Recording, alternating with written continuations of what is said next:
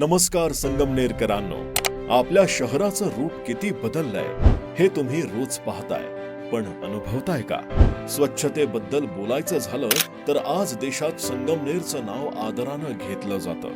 घरोघरी कचरा संकलन, घनकचरा व्यवस्थापन, डेपोचं आधुनिकीकरण आणि रोजची स्वच्छता ही फक्त योजना नव्हती, तर प्रत्यक्ष रस्त्यावर उतरलेली कामं होती.